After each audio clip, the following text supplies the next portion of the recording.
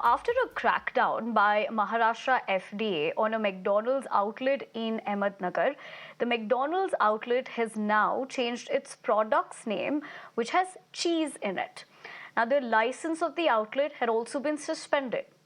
The FDA had found out that McDonald's was using a cheaper substitute instead of original cheese and had asked McDonald's to drop the word cheese from their menu. McDonald's has complied to the order now. The FDA is pushing the fast food chain to extend the course of action statewide and even nationally. All right, to understand this better, I have my guest joining me this afternoon, Dr. Prashant Mehta, health expert, and Sairaj Thorn, founder and CEO, Wakao Foods. Good afternoon to the both of you. Thank you very much for taking the time out. It's clearly a cheesy Friday, if we say that on a lighter note. But Dr. Prashant, if we were to talk about this, of course, in terms of transparency is needed, because at the end of the day, it could also have bigger implications like health risks. I completely agree, and this is quite shocking actually because we expect whatever we eat and whatever the label mentions, that is, we take it as a as a fact, as a truth. But if it is not correctly depicted, what we are being served by these major multinational companies and big companies, it is really surprising, and it is really troublesome and worrisome, very concerning. People are just going to have whatever they are served, and they will feel that this is what they're having is really what they want to have, but there's something else being served.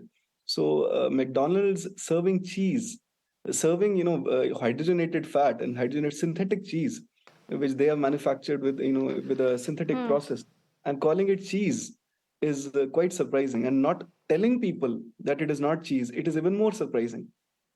And some of these products actually are banned in some of the other countries, and in fact our regulatory authorities also have put a cap on these kind of what do you call it as trans fatty acids. They want it to be below a certain percentage in the food, and let's say below 2% in our country. But they must have exceeded this by a huge amount. They must be serving at least 50-60% of trans fats in their industrially produced trans fatty acids, which they call which this is called actually. So it is produced by a process called hydrogenation. They heat oils at a very high degree, high temperature, let's say 400 degrees, and they create these synthetic products, synthetic cheese like materials.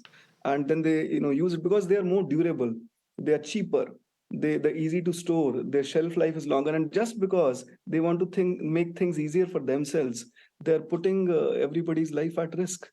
So these fats actually, they cause tremendous amount of stress on our organs, on our at the cellular level. So they change our genetic regulation, and they cause something called as an endoplasmic reticulum stress, and they cause cholesterol synthesis and reduce the levels of a good cholesterol, and they increase the bad cholesterol and cause so many diseases, metabolic diseases, fatty liver. And eventually all these diseases will lead to diabetes, heart disease, and cancer, and whatnot. So the long term effects are disastrous. So it is very shocking. Should not have happened. As you call that shocking and also telling us in terms of what the loopholes over here are, let me take that point across to Mr. Sairaj. Mr. Sairaj, the omission of such details is also outrightly misleading for consumers. Is that how you look at it? Absolutely. I think this is not only misleading, this is unethical, being such a big brand. And being a consumer, I'm shocked. But being a brand owner, I'm really not shocked, because I know what the big MNCs and the chains are doing. And it's not only them, but there are so many more chains who, uh, who for namesake, are calling certain things in the name that they call it. But there is a lot of other rubbish that goes into what they make.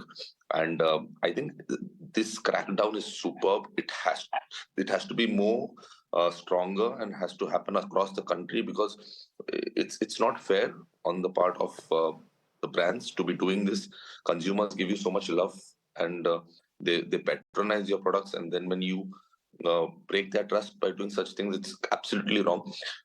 I know this as a brand owner. We take utmost care in trying to make sure that uh, we give healthy products, and our labels have to always be so meticulously written, because FDA is so strict. They go through everything. Actually, I don't know how they missed this for so long. They have to crack down on such things, and this should not happen. And all the brands, and especially the homegrown brands which are coming up now, should take note of this and make sure that, see, it's okay to make a little less money, but don't play with the lives of your consumers who are giving you their loyalty and their love and their hard-earned money. So I think this is really, really wrong. Mr. Sairaj, as you pointed out, you made a very interesting comment saying as the consumer, you're shocked, but as a brand owner, you are not, because you know what really happens. But also, do you think there's a loophole over here? Because in Western countries, we know this wouldn't have happened because there is a risk of getting sued as well. Why do you think that is? What do you think that the loopholes and challenges so far on that front? So there are, so I'm sitting right now in Dubai, and I know that you won't break one single law in Dubai, because if you do that, you're ending up going to be paying a lot of lakhs of rupees and probably go to jail. But that's the thing in India, you can get away with a lot of things, and the loophole is in the fine print. There are a lot of ways in which you can play around with certain words, and so see, if you now observe, they haven't changed the product as such; they've only changed the name. So they're still serving you the same unhealthy stuff, which like doctor said could be life threatening. So what they've done is they've just changed the name. They've removed cheese from it, but the product still remains the same. So this is how our laws are. They should be stopped from making it, right.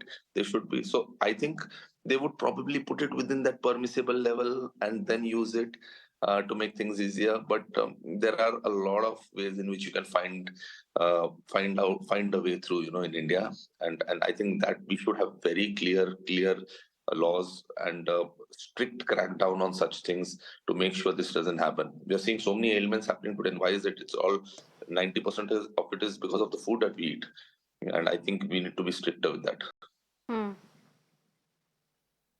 All right, on that note, I want to thank you, Sairaj, as well as Dr. Mehta, for taking the time out and joining us here and essentially drawing perspective as to what you really think about this. But for the moment, we're going to have to leave it at that.